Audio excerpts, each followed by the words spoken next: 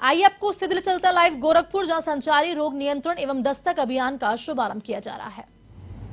जो मौतें थी वो 95% नियंत्रित हो चुकी है और ये बताता है कि लोक स्वास्थ्य का जो विषय है वो केवल स्वास्थ्य विभाग के उपचार पर निर्भर न होकर के जागरूकता का और वहां पर अंतर विभागीय समन्वय के माध्यम से टीम वर्क का उसमें बहुत महत्व है। टीम वर्क, सामूहिकता के साथ मिलकर के सब एक साथ कार्य करेंगे, उसका उस पर प्रभाव पड़ता है। और आज इंसेफ्लाइटिस पर हम लोग नियंत्रण करने में सफल हुए हैं, तो उसके पीछे इसी सामूहिकता का परिणाम है। जब समाज के प्रत्येक तबके के नागरिक इसके साथ जुड़े हैं, हर एक ने अपनी अपनी जिम्मेदारी निभाई, तो हम 95% तक इसको नियंत्रित करने में सफल हुए हैं। मौत 95% नियंत्रित हो चुकी है। हमें अभी उन 5% बच्चों को भी बचाना है जो इंसेफ्लाइटिस की चपेट में आते हैं। याद रखना, इंसेफ्लाइटिस एक ऐसी बीमारी है कि अगर समय पर हमने उसे उपचार नहीं दिया, उपचार में देरी हो गई और बच्चा अगर जीवित रह भी गया तो शारीरिक और मानसिक दिव्यांगता का शिकार हो जाता है। किसी गरीब परिवार में कोई बच्चा, अच्छा हंसता खेलता हुआ बच्चा, अगर शारीरिक और मानसिक दिव्यांगता का शिकार हो जाता है तो क्या स्थिति पड़ती होगी उस बच्चे का।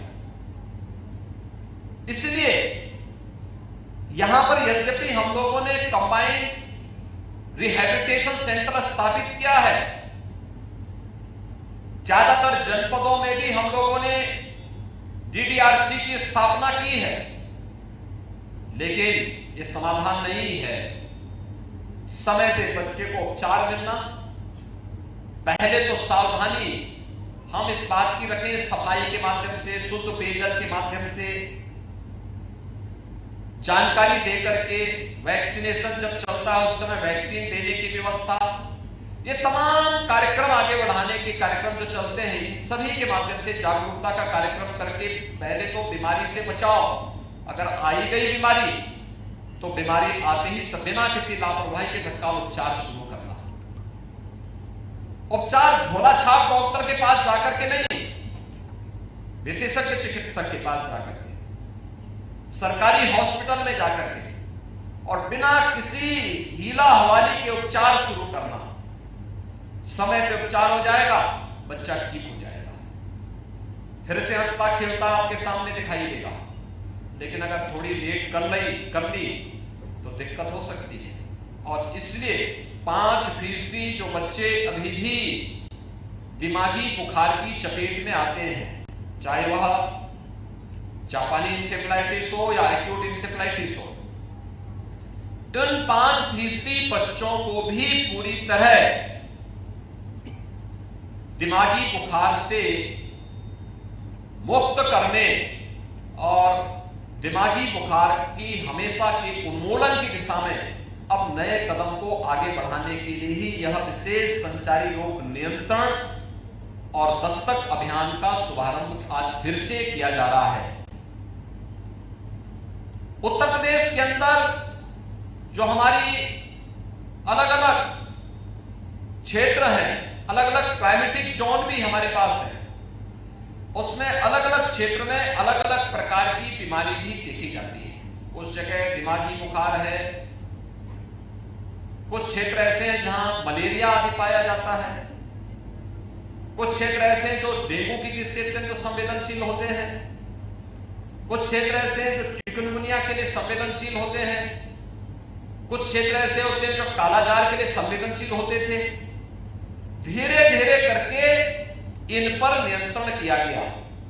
जैसे कालाजार उत्तर प्रदेश ने नियंत्रित कर लिया है। मलेरिया को बहुत शीघ्र नियंत्रण करने की दिशा में जो कदम बढ़ाए गए हैं, हम नियंत्रण करने की ओर अग्रसर हैं। पोलियो उत्तर प्रदेश के अंदर विगत 10 वर्ष के अंदर एक भी मामला देखने को नहीं मिला है। फाइलेरिया को प्रभावी नियंत्रण करने की दिशा में भी कदम बढ़ाए गए हैं। ये तमाम कार्यक्रम एक साथ चल रहे हैं, लेकिन अभी दिमागी बुखार के साथ साथ डेंगू को प्रभावी रूप से नियंत्रण करने की दिशा में सामूहिकता का प्रयास फिर से आवश्यक है और हर एक संस्था अगर अपनी अपनी जिम्मेदारियों का निर्वहन करने लग जाए तो मेरा यह मानना है कि हम लोग दिमागी बुखार के साथ साथ हर एक संचारी रोग को प्रभावी नियंत्रण करने में सफल होंगे। यहां पर स्वास्थ्य विभाग से जुड़े हुए और जितनी भी आशा बहनें हैं, आंगनबाड़ी कार्यकर्त्री हैं, इन सबसे मेरा आग्रह होगा वे इस बात को भी प्रयास करें